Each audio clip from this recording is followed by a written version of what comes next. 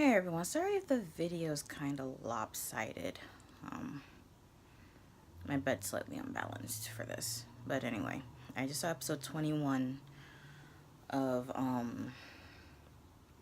Food War Season 3, and oh my goodness, it gives a lot more insight as to what the hell is happening now.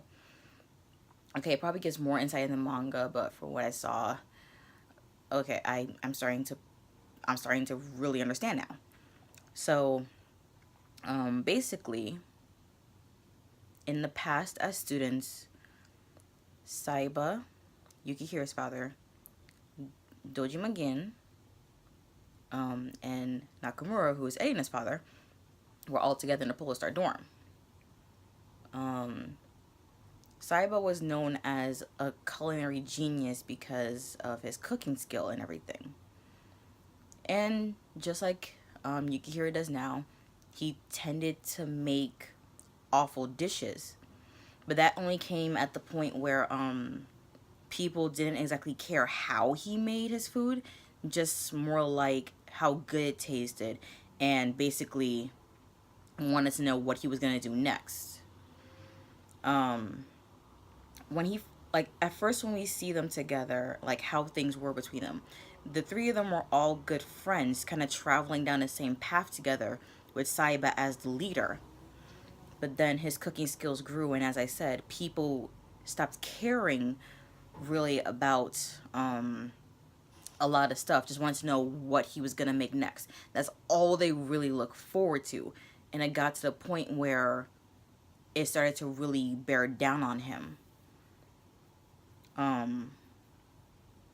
Like, Saiba and Gin had a pretty good dynamic together. Like, if they competed together, Saiba would probably always take first and Gin would always take second. So, but he didn't really care about that. He just wanted to walk alongside Saiba as equals, and that was good. Even at the end of their first year together at Totesuki,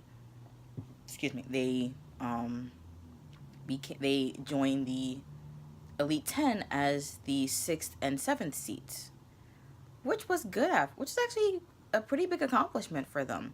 And it was right as they were about to become second year, so that was actually perfect timing, really. So that was pretty good. Even back then, Nakamura still, well, he didn't have evil intents, but he still had that really creepy dark aura around him.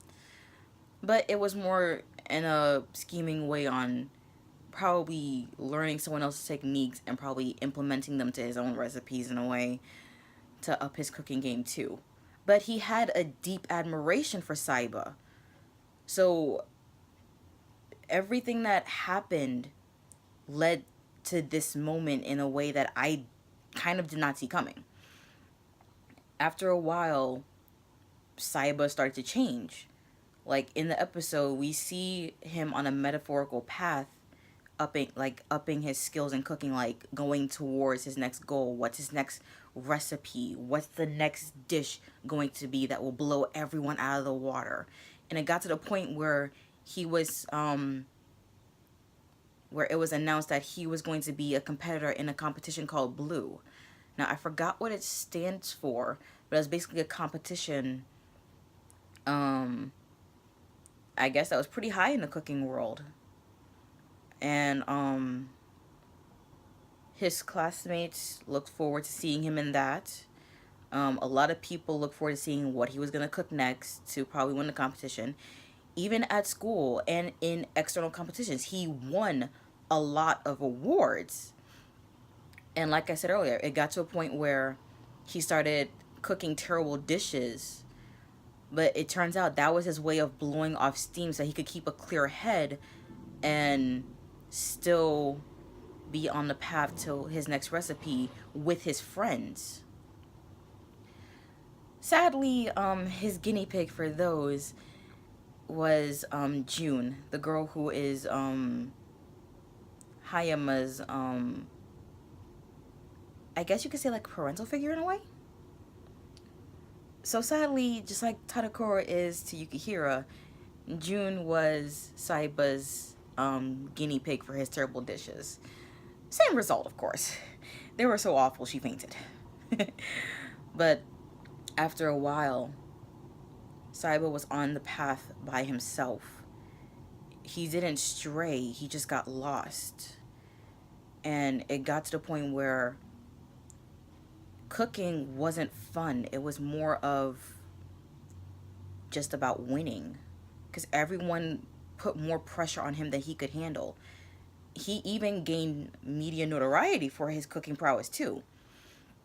And then, like was mentioned in the previous episode, eventually he did a team shokugeki, but it was him alone versus 50 other people. He dominated that by himself. And he gained the nickname Demon because no one could match him. And it got to a point where no one in the school even wanted to challenge him. So that alone started diverging him down the path that he was on, up to the point where he just couldn't take it anymore. It was like he was sinking and losing himself. And this all happened in his last year at Totesuki. So he was up for another blue competition, but somewhere between the night before and the morning of, he disappeared from his dorm room. His entire dorm went looking for him, and Gin found him in one of the halls where they held the autumn election. And it was at that point Gin saw how all of this stuff going on led Saiba to this, how he started to become detached. Everyone could see he was changing, but no one really knew what to do. After seeing him win the 1-on-50 Team Shokugeki, Nakamura held like a much higher standing for Saiba than he did before. So Gin seeing him so beaten and low at this point, it actually, like I said, it actually came to a point that I didn't see it coming. The director of Totesuki at the time, Erina's grandfather, told Saiba to leave the cooking world behind and to leave Totesuki behind, at least for a time. Just go be free for a while. And that's what he did. So Saiba never graduated from Totesuki. He left, I'm guessing like probably the middle of his third year, and was never really heard from again. Because as it turns out, later in life, Gin had heard from him. And when Gin had heard from Saiba again, he said, "Oh, hey, it's been a while. I'm back in Japan. I have a son now." Well, he didn't say son. He said he had a kid now. And he was opening a family restaurant. And then that was the end of the conversation because he started getting customers, so he had to go. But Gin was happy that Saiba re-entered the cooking world, that he sounded more livelier and happier. And he actually said, as Saiba's friend, he's thankful that Yukihira is Saiba's son, because he sees so much of Saiba within Yukihira. So really, the apple doesn't fall that far from the tree, and that's a good thing. But then after the credits roll, we see a different stance on how things went all those years ago. As Gin said, Nakamura took Saiba's leaving Totesuki a bit differently. He went down a much darker path, and they didn't realize that Nakamura needed a lot more help than Saiba did, basically. So it feels now that Erina's father, his ambitions to quote-unquote revolutionize and save the cooking world, is kind of contradictory.